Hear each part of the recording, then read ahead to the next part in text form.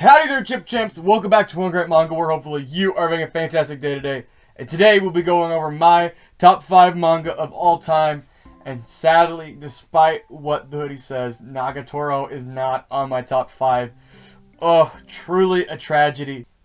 For honorable mentions, we have Don't Toy With Me, Miss Nagatoro. Don't Toy With Me, Miss Nagatoro is a comedy romance series about a girl and a guy, and the girl's really mean, and the guy has no backbone. And what ends up happening is the girl is trying to figure out how to express her love to the boy without being too harsh and hurting his feelings. And the boy eventually grows a backbone because of the constant teasing he gets from her. And in the beginning, it's really rough. Honest to God, it's incredibly rough watching her do the awful stuff he does to him. But eventually, it does back down a lot and just becomes a very nice, wholesome rom-com, which is very different from where it started. One of my favorite parts about it is the relationship that the two characters have, with how the girl's constant teasing helps the man eventually grow to a better person. Senpai is his name. He doesn't have a name yet in English, to my knowledge. His name is just Senpai. But seeing him slowly grow as a person, and it takes until like volume 7 before he eventually asks her to simply hang out with him outside of class. But like having that moment, dude, it's just like, oh my god, it's so amazing, because it's like you're seeing him grow as a human being and slowly growing as a man, eventually not taking the crap that Nagatoro gives him and growing as a stronger person because of that. And Nagatoro, the moment he starts clapping back and says, hey, I don't like this isn't right, you're hurting me, she immediately apologizes and starts going to a lower degree, and until she can find that spot where they both can agree to say, hey, this is good. And that's something I really like, because the manga is all about her growing as a person to express her love to him better, and him growing as a person to become a better and stronger person because of the teasing. And for me, that's why Nagatoro is in my honorable mentions. Number 5, we have I Want to Eat Your Pancreas. I Want to Eat Your Pancreas is a manga about a girl who's dying of pancreatic cancer, and she finds a liking to this one boy who is quiet, reserved, doesn't really do anything, and they become friends.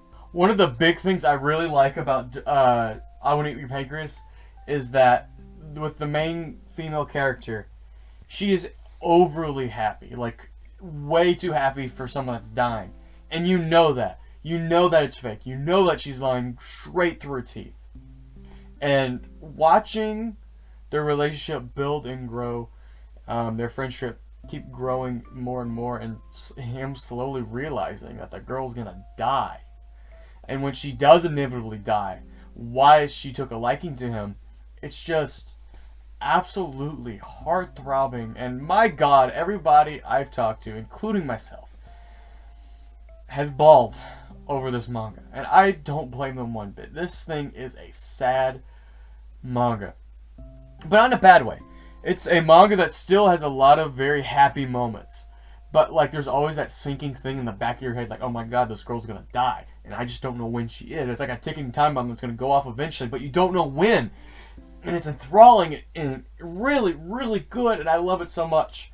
I do believe Rex Crafter from one of my previous videos said that the movie has a lot better drawings and animation and all that stuff. So if you're not a big fan of manga and you want to check out the anime, the movie, definitely check it out. I trust Rex Crafter with my life with his picks, as a fellow Nagatoro stan himself, so I do not blame him. So, number 5 for me is I Want to Eat Your Pancreas. Really fantastic series.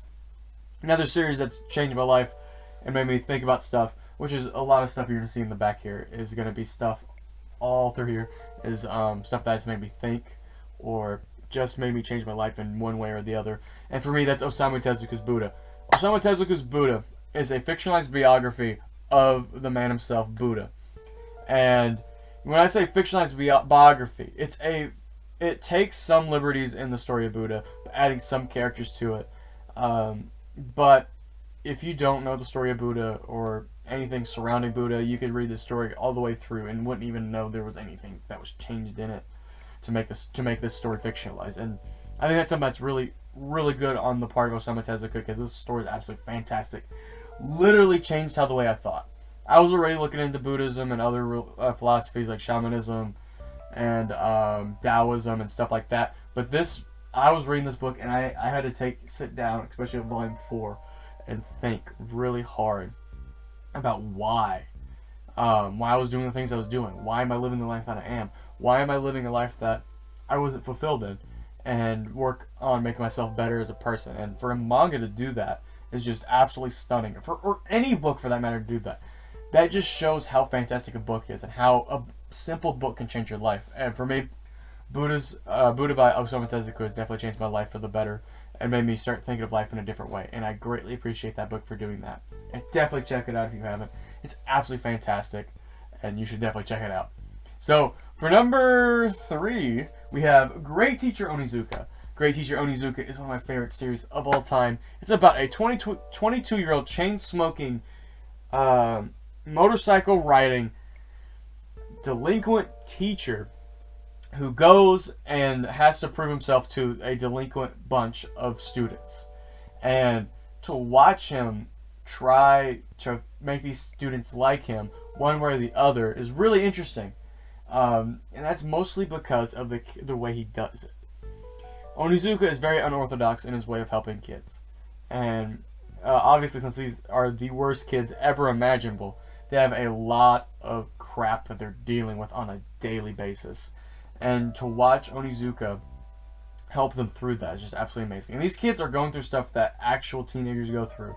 Actual serious stuff like depression, anxiety, suicidal thoughts, rape, abusive parents. All this stuff that either you or someone you know has gone through is in this book. And it makes it really relatable. This isn't like some basic stuff like, oh, I'm getting bullied and it's dealt like in a chapter and he's automatically perfectly fixed. No, these takes several chapters to fix the kid. And even if the kid is fixed, air quote, he isn't truly fixed. He's just only happy at school now rather than suffering when he's out of it. Or they're acting out in a way and he helps them like, hey, you don't need to act out if you want to be seen, stuff like that. And it's absolutely amazing seeing that. And there's character development through these kids. Character development is just absolutely amazing in this series. And one of my favorite arcs of all time in any manga period comes from GTO. And that's because of one of the character developments, of one of the characters going back to their roots of being a bad delinquent. And it's just absolutely amazing seeing Onizuka help her again. And it's just, oh my god, it's beautiful. I absolutely love Onizuka. Great Teacher Onizuka. And the amount of life lessons that comes out of Great Teacher Onizuka. This is another series that's changed my life for the better because of that. And I absolutely adore the series. And I'm so grateful for finding the volumes that I did because, oh my god, it's changed my life for the better. And I'm a better person because of it. And I would absolutely recommend Great Teacher Onizuka if you have not read it yet. Well, all these series I recommend. I'm going to say that every time. But like, oh my god, dude. Onizuka. If you're in that range of like 13 to like 18, well, even 20. 13 to 20, you got to read this book. It's going to change your life. And I absolutely greatly appreciate Great Teacher Onizuka for doing that for me. Now, for number 2, we have Love is War. Love is War is another rom-com that I absolutely adore. It's about these two characters who really like each other, but don't want to admit that they like each other. So they have to force each other to go through mind games to try to make the other one confess. And the way they go through it is absolutely hilarious because these two are some stupid idiots. They're like, if you would even look for half a second to realize that the other one liked each other, they would be on a date by like chapter 3, honest to God. It's so freaking hilarious because of that. Because like, this should be dating. They're not though, because they're idiots. And when they eventually do get to dating, it's super wholesome and amazing. But like, oh my god, it's so stupid. It's so stupid. Because like, you'll have these moments where it's just like, oh, I forgot my umbrella when it's raining. Well, how would you know not to bring an umbrella unless you like have the weather and just like all this crazy stuff? Oh, it's actually in your backpack. And you're like, oh, I see that you have an umbrella in your backpack. Oh crap, he figured out I have an umbrella in my backpack. Does that mean he knows I like him? And it's like, it's so stupid. Over the top, and it's hilarious. And then when you get the side characters to come in pivotal moments where you're like, aha, I got you. And then another character comes in and it's like, surprise, I'm throwing in a wrench in your whole scheme. And it's like, oh my god, no, I can't do this. And then watching the characters just grow closer together and the character development through all the characters are absolutely fantastic. And this series is, oh my god, absolutely amazing. I need to get more of it when it stops being out of stock everywhere. It's so amazing. And I absolutely adore this series to death. And it's just another series, like a lot of these series, that bring a smile to my face. I cannot stop grinning when I'm reading this. Same with Don't Tell Me Miss Nagatoro and GTO. These are series that I read that I just have a big grin on my face. I just absolutely love because of how much fun it is watching these characters just be themselves, sticking these characters in random situations that, like, if these were boring basic characters, you would just be bored of. But like seeing like Onizuka do some simple stuff as just driving a truck is absolutely hilarious because of his character. And same with stuff with Love is War. These characters are in there doing literally anything they want to, and it's going to be hilarious because of that. And I absolutely love the series for doing that. So for me, number 2 is Love is War. And the final series. Can you guess what the final series is? What is my number 1? It is One Piece. One Piece was my first ever real true manga, and what a way to start! Oh my god, One Piece is one of my favorite series of all time. Another one of my series that I've actually cried to, and oh my god, it's helped me a lot through a lot of dark times, and for that I'm incredibly grateful for it. So basically, if you don't know what One Piece is, it's a series about a boy named Luffy who wants to become king of the pirates. And on his journey to become king of the pirates, he'll meet all kinds of interesting and wacky characters to add to his crew and slowly grow as a person and a human being and a crew to become the strongest people in the world so that they can grab the One Piece. For me, one of the greatest things about this series are the characters and how they develop and how they are as people. Each one of these characters have gone through a lot that makes them become the person they are today. All that baggage, they're dealing with it still, and they're throwing their suffering onto others in ways that that makes their personality, and that's something that's really very much like real life. People go to have a lot of trauma and act differently because of the trauma they've dealt with, and seeing these characters that you can relate to deal with stuff that you may have possibly related to is just absolutely amazing. And sometimes the stories are just absolutely terrible and tragic. Sanji's especially, Brooks especially, oh my word, it's just awful. And the arcs that they go through, and watching them say stuff, watch them be like, hey, I don't care what's going on in your life right now. I don't care how much hell you're being thrown at. You are my friend and I'm going to take care of you. And it's just beautiful. It truly is beautiful. And it doesn't matter how many volumes there are, which I believe now is at 101. The fact that I'm still reading this series and I am not bored of it, even in the 50 to 60 range. And I'm keeping reading and reading and reading and loving it. And many others too are reading this series with so many volumes and they're still loving it. Just shows to the amount of dedication this man has to the series. And one of the big life lessons from the series is that your family is what you make of it. It may not be blood, but it might be your friends who keep you in check and make sure you're doing well, and that's just amazing. And besides the characters, you have the world building, which is one of the best in manga because of how detailed and intricate this series is. You could easily go through the whole series and you can map out a whole world where everything's happening just because of how detailed it is. And the amount of foreshadowing for a manga this huge to have something paid off 10 years later in the future, and people are able to, like, this is what's going to happen, and then be right on the money because of the foreshadowing is absolutely stunning. Like, for example, we'll take Sanji. And I believe volume 23, there's a small cameo where he has like a book, a case that says Mr. Prince on it. It's one of his aliases in the Alabasta arc, right? Is Mr. Prince. Well, it turns out in about volume 80, he is actually shown to be an heir to a kingdom and is actually a prince himself. Meaning 60 volumes, which is about 15 years of buildup of it being shown and people saying that he was going to be a prince, for it to actually shown that he was a prince and it was foreshadowed 15 years ago is absolutely amazing. And even smaller characters like Mr. Baby and just stuff like that just shows them as they grow as people and have so much character development for being minor characters is just absolutely amazing.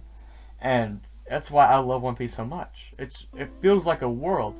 You can literally lose yourself in this world and just be amazed by the amount of work this mangaka has made. just for the specific series. He's been making this since 1997. It's still going. And the fact that it's this fantastic still is just absolutely stunning. And I greatly thank you so much, Oda, for making such a fantastic series and making me a better person because of it. So, with that, that is my top 5 favorite series of all time. It's changed a little bit since last year. Actually, no, it hasn't. The top 3 is still the same. But I figured this year, since I have a lot more manga, I wanted to go a little bit further and do a top 5. Maybe next year we do a top 10 and we add some more series over here. Now, I will say before we leave, there is a little bit something special about this collection. All my top 5 have a very specific thing going on in my collection. And I want you to figure out how I incorporated my top 5 into this collection.